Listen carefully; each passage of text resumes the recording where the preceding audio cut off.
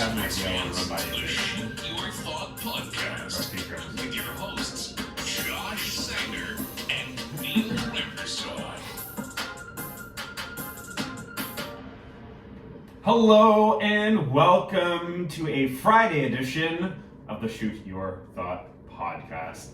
The reason why we're on Friday this week, because Neil and I are busy people, but also because there's a lot to talk about on this episode. A lot to talk about this week. There's a lot to talk about. We wanted to make sure we had everything lined up perfectly. We want to make sure we have the facts about what we're talking about. We want to make sure that we're giving you the best content we possibly can. And with that being said, let's start with what happened last night. Neil, what happened last night? Well, the soup kitchen was open last night, and goddamn, they're delivering some good-ass soup. They have to, we're talking about the Leafs, and they have to start getting that soundbite from Seinfeld saying, "No soup for you." Every time Jack Campbell makes a save, and he made a lot of fucking saves last night. He robbed so many people on the Tampa Bay Lightning. That's 4 wins in a row for the Toronto Maple Leafs. That is 4 wins in a row. But every time he makes a save, they have to play the "No soup for you." They have to. From Seinfeld. Yeah. Yeah, they should. But I mean, since our last conversation last week on our podcast, on episode 40, they were 2-4-1. They're now sitting at 6-4-1. They've gone undefeated, 4 wins in a row since our last conversation.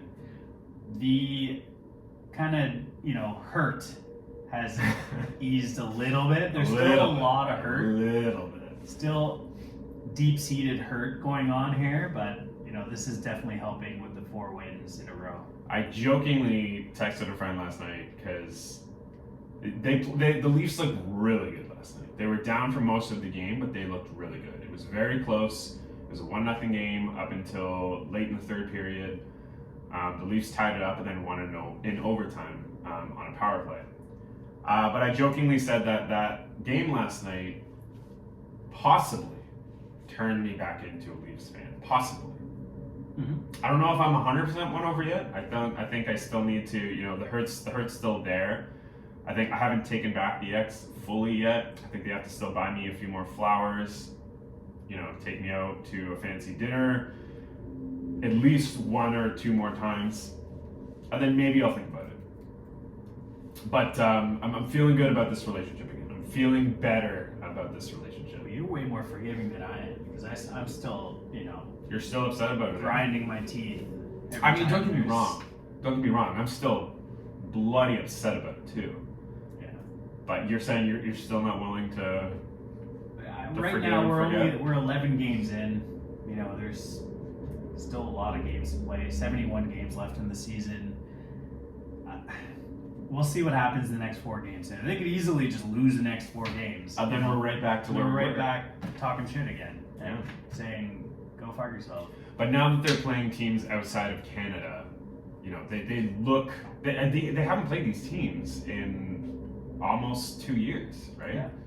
So they look good. I'm just saying. They look good, and I feel good about them going forward. But I'm not fully forgiven yet. Anyways, I think that's all we need to say about the Toronto Maple Leafs, unless you wanted to leave another comment there. We'll talk about it again. We'll talk about it again. We'll see. We'll revisit this Leafs team next week on our episode 42. Moving on, however, to some less exciting news, some pretty horrific news. Daunting news coming out of the NHL. This is a saga that's been going on throughout the off season. It's taken quite the turn. Mm-hmm. And we're talking about Kyle Beach and the allegations against the NHLPA, the NHL commissioners, and pretty much everyone involved with the Chicago Blackhawks. Yeah, so former Chicago NHL draft pick.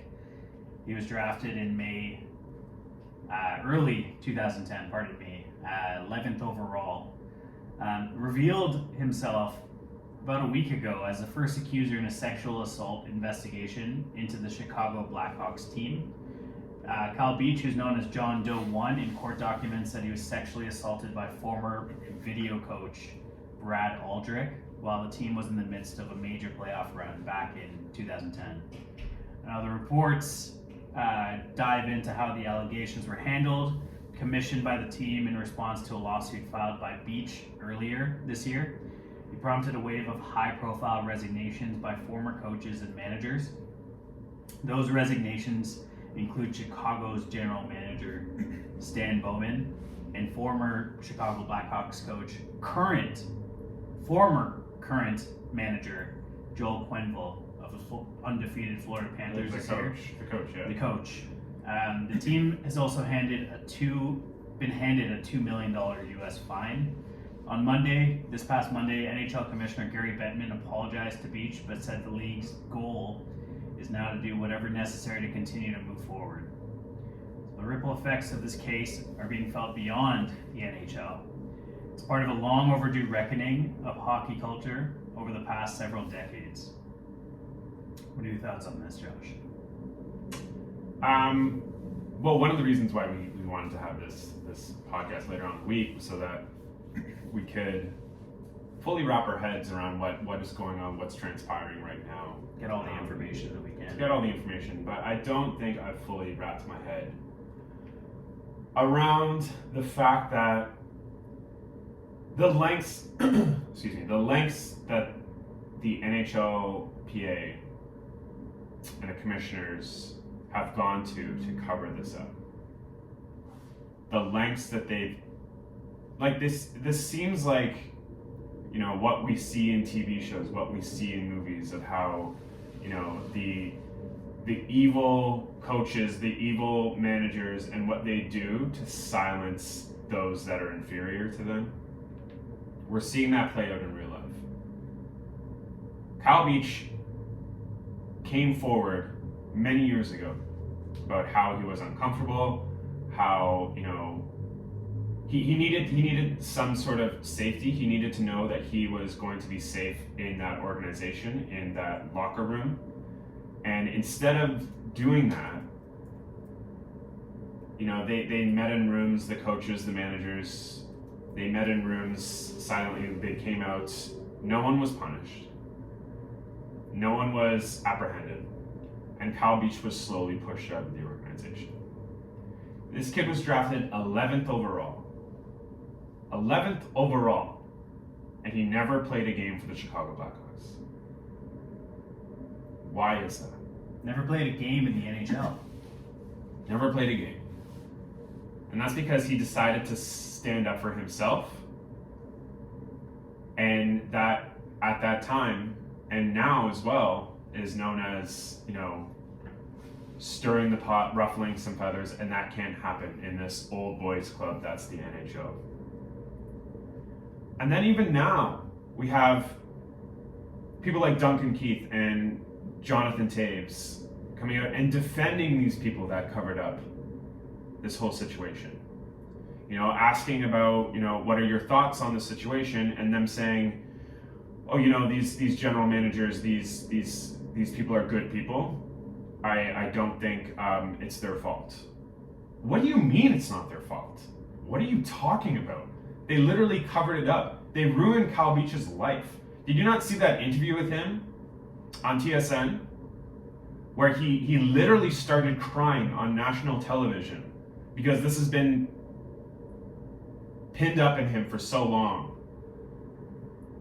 And he felt that it was his fault because other people after him couldn't come forward because he didn't come forward himself into media. He tried to deal with it internally within the organization. And that didn't work. So he had to come forward to the media now. But this is a grown man and he's crying on national television. Yeah. Because of the toll that this has taken on him. And then you still have that same night after this interview went live, they asked Jonathan Taves about the situation, and he came forth and said that, oh, these people that covered it up for years and years are actually good people. I don't know. Like the report that came out said that nothing at all was done by senior leaders in Blackhawks coaching and management in 2010. And, you know, Kyle Beach himself has said that he buried this secret for 11 years. Yeah. 11 whole years. And, you know, the toll that takes on an individual day in and day out, just having to, you know, go through what he went through. Obviously, you know, this is demoralizing to any human being. Like, this is life ruining. His life has been ruined. He's never played a game in the NHL. Maybe that has a little bit on his accord. Maybe he decided to go play in Europe, in Austria, Germany, Sweden, wherever he's played, because he didn't want to deal with the NHL, who couldn't give him the time of day. Maybe he's like, you know what, fuck this organization, because they don't give a shit. They're not listening to me. Why the fuck would I want to represent and play for an organization like that? That obviously pushes things under the rug, like this bullshit. Yeah. And even now, we're seeing, you know, Gary Bettman and Daly come out and have this press conference, which was the saddest excuse for a press conference I've ever seen. It was a Zoom conference, and they were sitting in this random staff room. Anyways, that's neither here nor there. But the questions they were asked were hard-hitting questions, and they were stumbling over these questions. And I mean stumbling. Like, they were asked why the Chicago Blackhawks have only been fined $2 million. You look at the $2 million fine. There have been teams that have, you know, quote unquote, abused the salary cap or gone above the salary cap, and they've been fined $3 million and draft picks.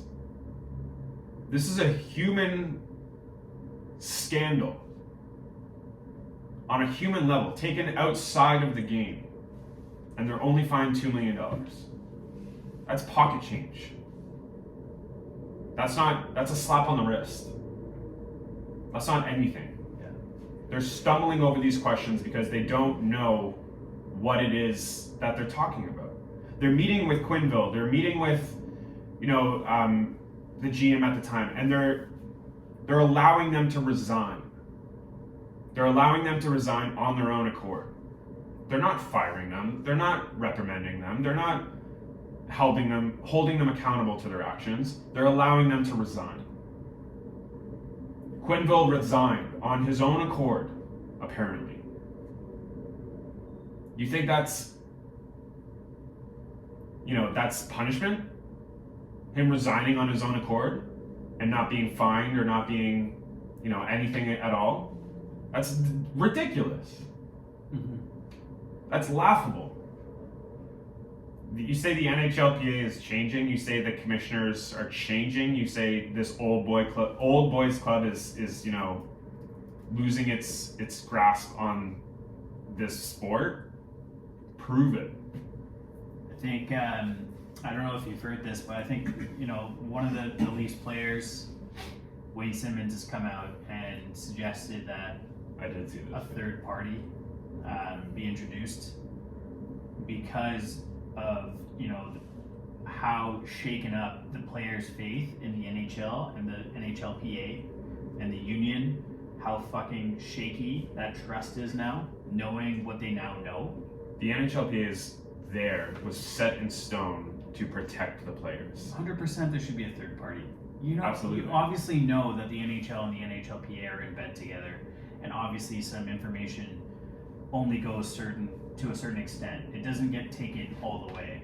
There has to be a third party, and this is a prime example of that. You know, like, great for Wayne Simmons to recognizing this, because, you know, he's been in the league for a long time. He was in the league in 2010. 2010 was a long time ago, but some shady shit is still going on in the NHL. Absolutely. That we're not even hearing about right now. Absolutely. So 100% there should be a third party. We might hear about this, what's happening now, 10 years from now. Yeah. Hopefully not, you know, with the introduction of, you know, outside assistance for players. It's needed. Bring it in. And that's not just the NHL. Bring in a third party to all fucking sports. This is not the only sport this is happening in, I can guarantee you that. Absolutely. Basketball, baseball, this shit's happening across the board. You know, players need support. If they don't get support from their own union, who else are they going to get it from? Who are they going to turn to? I don't know. Fuck. I like the fact that there are players that are speaking up about this. Yeah. i.e. Wayne Simmons, Taylor Hall said something about the fact that this is such an old boys club and it needs to change. Yeah. But more needs to happen than just players speaking out. More needs to happen. I don't want to see this just pushed under the rug like every other single thing in the history of the NHL of this magnitude.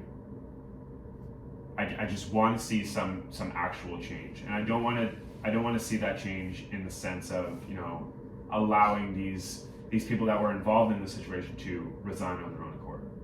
That's not change. That's not accountability. That's sad, to be quite frank. But Kyle Beach is, I don't know, I'm trying to put into words. I'm thankful for Kyle Beach. Yeah.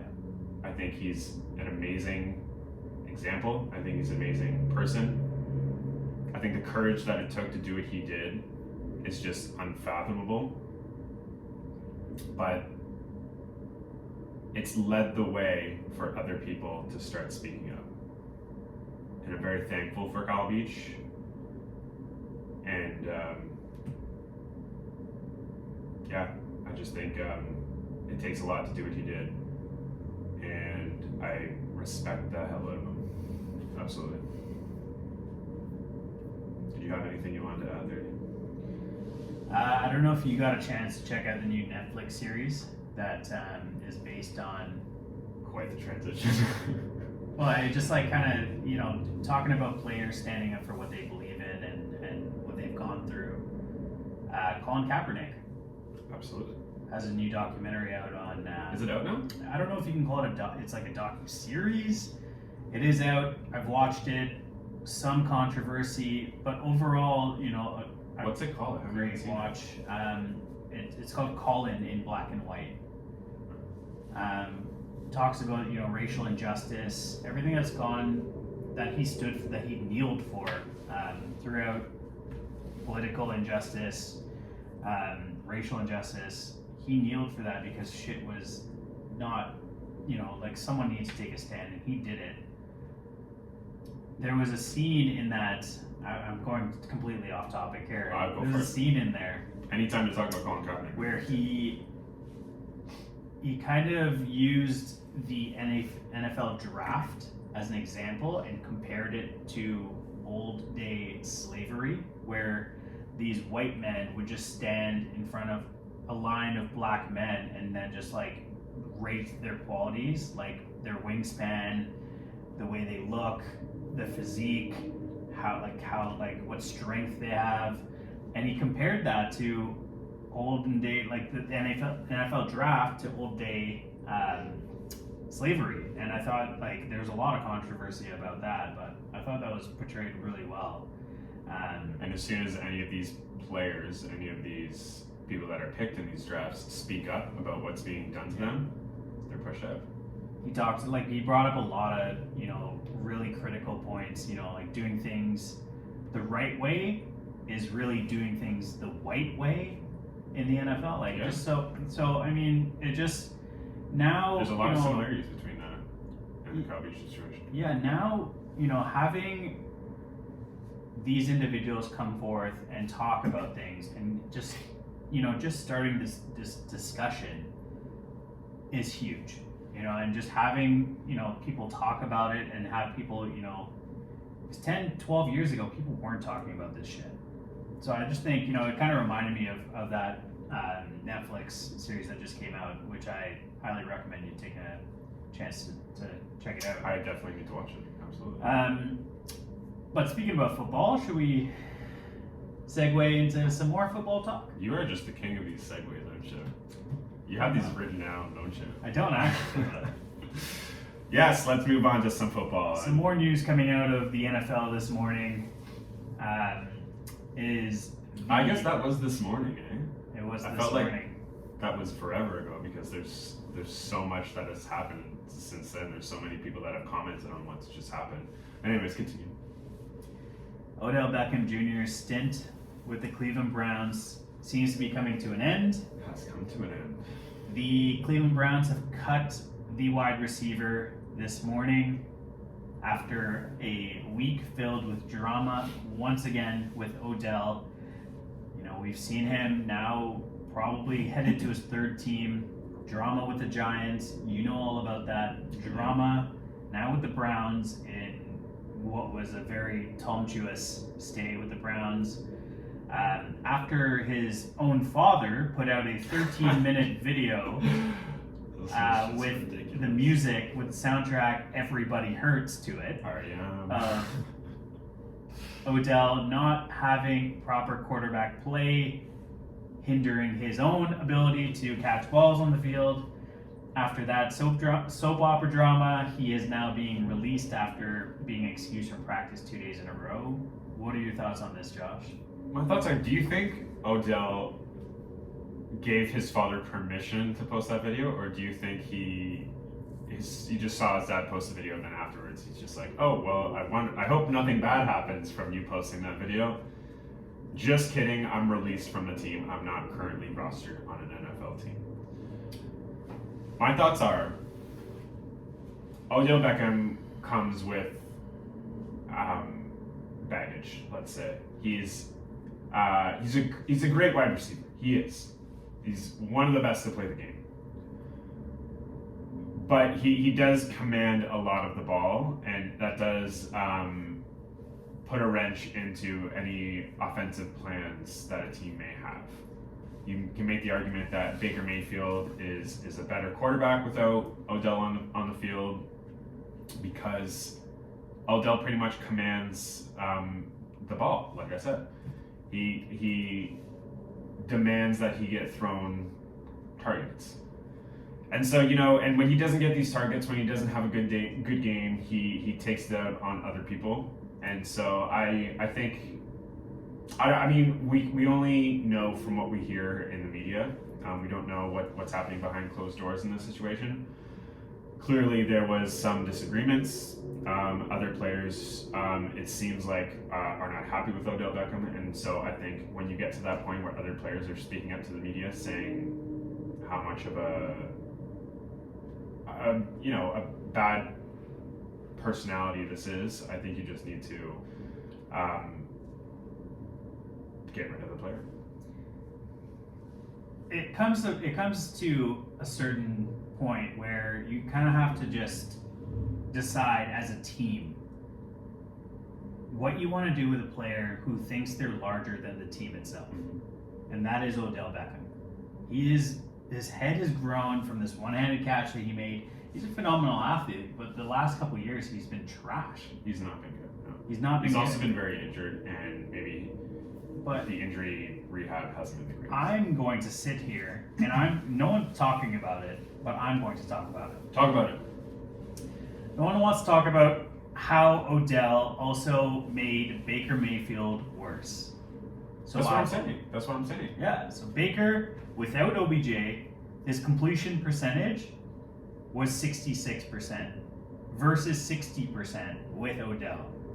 So 6% higher. Not much. Passer rating was 103. Without Odell, it was 86 with him.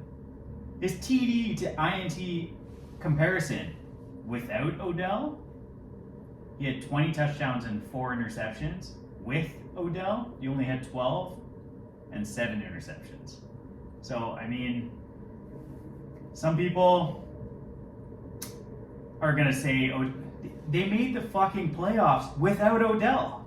Mm-hmm. They never did that with Odell. No team has made it to the playoffs with Odell. Thanks for reminding me. Appreciate that. You know, so I'm just going to sit here and say Odell Beckham, because he is such a drama queen, because he demands the ball, because he's going to come in and say, yo, throw me the damn ball, I'm Odell Beckham. He immediately now takes away from whatever team chemistry you had, whatever team game plan you had, and puts the focus on him, now changing the dynamic from the team, now taking away from whatever game flow, whatever chemistry, whatever, you know, like, just find the open man. That's how you play. If you can get open, great. You're not DeAndre Hopkins. You're not Devontae Adams. You can't run routes like that, Odell Beckham. You can't. You're trash. I will say that he has been injured for most of his career. I really hope he signs with the Toronto Argonauts because he ain't cut out for the NFL. I mean, the Argonauts are on a pretty good playoff run right now. You heard it here first. Odell to the Toronto Argonauts. To the Toronto Argonauts. I just don't see a team going out of their way and signing Odell Beckham. I know, yeah, it's the name. Oh, there will be teams. I know there's going to be a team, but I can't rationalize a team looking at what's happened with Odell in New York and now in Cleveland and saying that's a player I want on my team. You know what I mean? Like, sure, you can have that, a coach who's not going to take that kind of shit. You can have, a manager that's not going to stand for that kind of behavior, but I don't know. There are a couple teams that I truly believe that Odell Beckham may end up on. Are these playoff teams? Okay. Namely, one significant team comes to mind. It's the Green Bay Packers. Number one. Number two, the New Orleans Saints. I don't know about the Saints. I don't know where they're at. Just having now that Michael Thomas is is done for the for year. the year. Saints are still currently lined up for a playoff spot. They're 5-2. They just beat the Tampa Bay Buccaneers with Trevor Siemian. So I mean, the Saints have all the reasons to go out and sign in Odell Beckham because they have no bona fide number one. Yeah. They don't. So I mean, there's a good chance he signs there. But who else has been asking for another top wide receiver? What about Pittsburgh? They don't have Juju. What would you say if the Pittsburgh Steelers, as a Pittsburgh fan, go out and sign Odell Beckham Jr.? I'm just gonna put this out there. Would you be the first if to buy it? Odell had any beef with Baker Mayfield throwing him the ball, he is going to last a quarter in Pittsburgh with Big Ben throwing him the ball. Yeah. A quarter. He's gonna be like, throw me the ball. He's not gonna have any deep. Was that your Odell Beckham impression? That's my Odell Beckham impression. He's not gonna get any deep balls in Pittsburgh. He's gonna get. I don't know. We'll see. There are a lot of teams that have a lot. There are a lot of teams that have lost a lot of wide receivers and have a lot of injuries stacking up. So Odell Beckham apparently is a healthy wide receiver right now, at the peak of his health. So yeah, I'd say teams go out and sign him. I just can't, in my own mind, rationalize going out and signing Odell Beckham Jr. But should we move on? Yeah, so other news coming out in the NFL that we just wanted to discuss quickly here is the serious, quick downfall, serious accident. Earlier this week, former Raiders wide receiver Henry Ruggs III was driving 156 miles per hour before a fatal car crash in Vegas. 22-year-old drove with blood alcohol content twice Nevada's legal limit. He unfortunately slammed into the rear of a vehicle that actually ended up burning, killing a 23-year-old woman. Very tragic news coming out of the NFL. Yeah.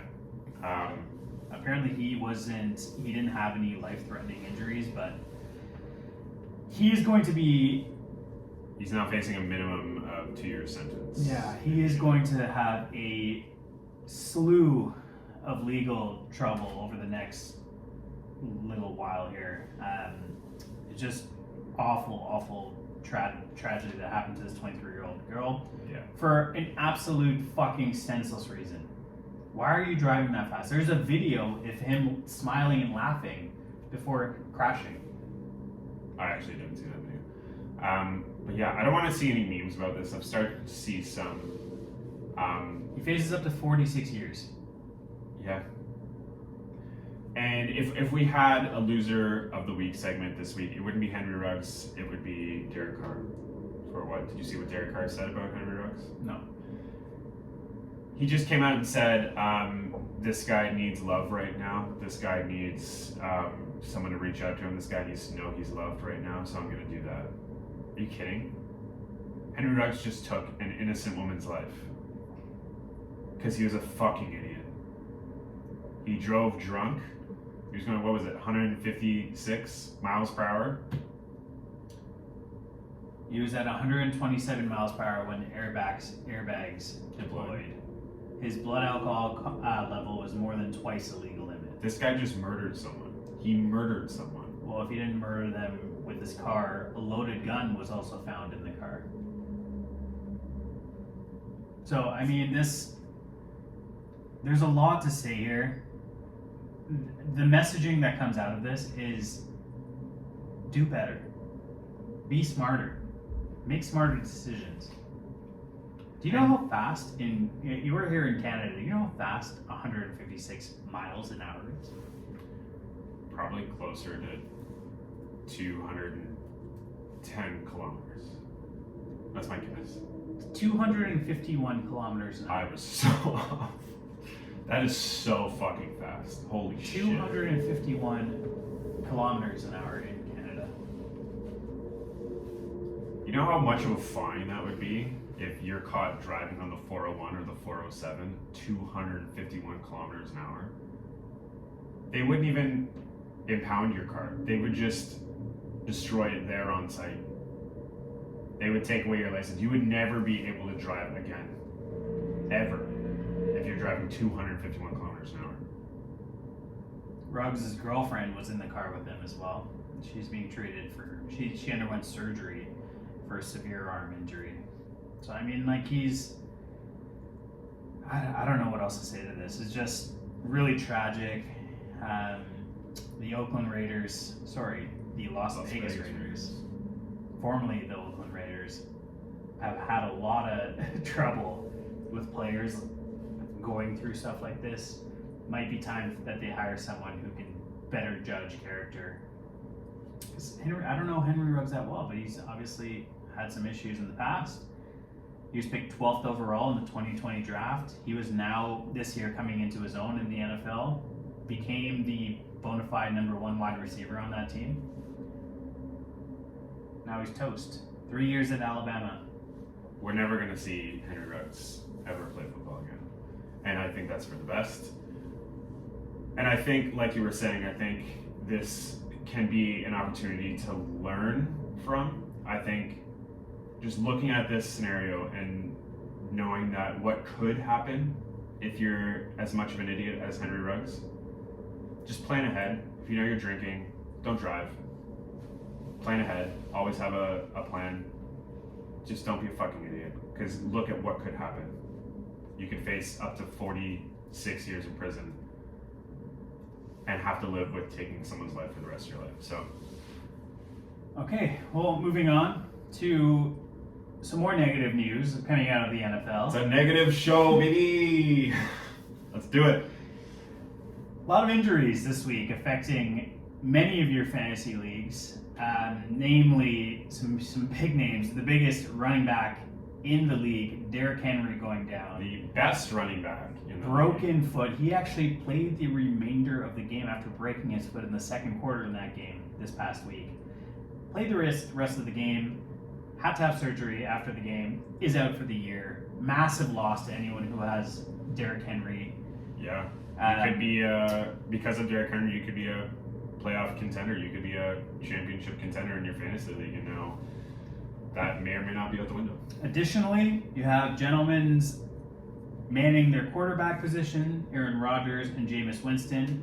Aaron Rodgers we'll talk a little bit more next week about. He is out due to COVID concerns and violations. He's a fucking idiot. And Jameis Winston, who's not a fucking idiot, but has bones of brittle nature. I traded Aaron Rodgers away. I know we're going to talk about him next week, but I traded him away because he's not vaccinated. So he could be out this week and next week. That's all I'm going to say. Jameis Winston, yes, is now out for the season as well. Very terrible news. So let's talk a little F-POW. Should we talk some F-POW? Hang on, let me find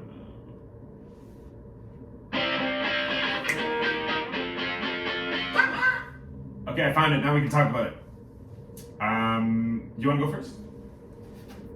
Oh, I think obviously my top waiver wire priority of the week from that news coming out of the NFL.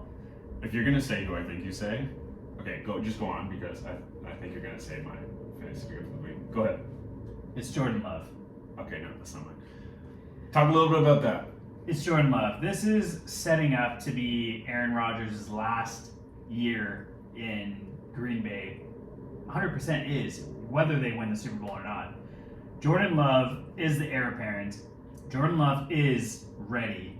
Former first-round selection. They went, like above everyone's head, including Aaron Rodgers last year when they selected Jordan Love, because they have big expectations from this guy. You're going to see a 2-week sample of what Jordan Love can do. Go out and get him. We don't know what we're going to see, but you're going to see someone who has been an understudy for arguably one of the best quarterbacks in the game, Jordan Love. Pick him up. That's a good call because, like you said, this is Aaron Rodgers' last season. There's no way he stays another season. This is his last season with Green Bay, and Jordan Love is hoping to be the franchise quarterback going forward. My first pick of the week is also a quarterback of New Orleans, and that is Mr. Taysom Hill. He had 4 weeks last week where he was the quarterback one. Did you know that Trevor Siemian just got announced as this week's starter? You're lying to me. No, like 20 minutes ago, like on the show, it just came out that he is being announced as this week's starter. And I think, that's not a bad pickup because I need to look at this. It's not a bad pickup. I like the idea of having both guys on your bench because I think Taysom Hill's just coming back from a concussion. I think he may need another week. How do you spell Simeon? S-E-M, like semen, but Ian on the end. He's not coming up. Siemian. Can't find him. He's not coming up. There's no way he just got announced. Over Taysom Hill? Trevor... You're lying to me. Siemian. Okay. That's... Are you breaking my heart on the show right now? I'm breaking news. How do you spell his name? Saints are expected to start Trevor Siemian at QB in Week 9. There we go. I just fucking traded for Taysom Hill. Whatever. Well, I still say pick up Taysom Hill. Taysom Hill, there you go. Taysom Hill is for sure going to play some snaps. He's not going to start maybe, but he has always, since Taysom Hill has been on the team, he's always played snaps in any game, in every game. He's always going to be involved at the goal line. I say pick up Taysom Hill. Even if you can't play him this week, he's definitely a stash for next week. My second pickup of the week is someone that you're going to like very much. Oh, yeah? Someone that you adore very much. Someone that you go to sleep dreaming about. I probably do. His name is Kadarius Toney, and he plays for the New York Football Giants. He is most likely hanging out on the waiver wire after exiting his Week 7 game early due to an ankle injury. If so, he's worth a Week 9 pickup as one of the only healthy wide receivers headlining the Giants' wide receiver corps and roster. Yep. He's primed for a big week because, You almost said Odell. Galladay is still injured. He is practicing. Sterling Shepard, it doesn't matter. But he's not going to play. Brutal anyways. Sterling Shepard is doubtful for the game, Mm-hmm. and of course, Barkley is an idiot and got COVID, so, he ain't playing this week. Yeah. So, He's vaccinated though, so... Kadarius Toney has flashed in the past. I like what I've seen so far out of him. Too bad the entire team is still doo-doo, but if he's on the waiver wires, go out and get him. He's going to have a huge week. My second pick of the week is I'm going to stick with the trend of claiming defenses in this. How was it last week for you? I don't want to talk about last week, but this week I am picking up the Miami defense because Houston does not know how to play football right now. They've got Davis Mills at quarterback, and I have no confidence in him whatsoever. The Miami defense last year was incredible. Hey, you got to stay up to date, man. It's Tyrod Taylor this week. Is it actually Tyrod Taylor? Yes, he's back. Okay, but is he healthy or is he going to be starting? I think Tyrod Taylor, regardless, with dual threat running and passing, I think he'll. Did you not see the first 2 games of the season? Yeah, he was good. He may get injured mid-game, but He may get injured mid-game. But I don't think they've announced him as the starter. I think they just announced that he's healthy. No, he's going to start. Winston. But I would still pick up the Miami defense because Miami defense looked really good last week. They were almost unstoppable last season. Coming into this season, they weren't looking like the same defense, but last week and the week before, they were showing signs of the defense of old. So I think you are safe to pick up the Miami defense if you're looking for a streaming option. Are you going to try and pick up Tyrod Taylor now? Well, I feel like I might have to because I picked up Taysom Hill not playing this week. But I also have Jordan Love. I picked up this week. So if Taysom Hill does not start, I'm going to play Jordan Love. We love talking about quarterback pickups, namely because we play in a super flex. Is it super flex? It's not a super flex. Two quarterback league. So, that kind of forces your hand to consider any and all quarterbacks in the league, such as Trevor Siemian. And I picked up Zach Wilson for a week in this. Obviously, you haven't heard about the legend named Mike White. So clearly, I haven't. He did get injured last night, though. So still, number one priority. If you have it, Mike White. Next week. Next week, we'll talk about that next week. But two QBs. You gotta stay on top of who you can stream week in or week out. Absolutely. Which is why we bring you F-POW. F-POW. That is going to do it for our show today. Thank you so much for tuning in. Thank you for waiting until Friday. We appreciate it. Friday episode. Have a good week, guys. Boom. 42 minutes.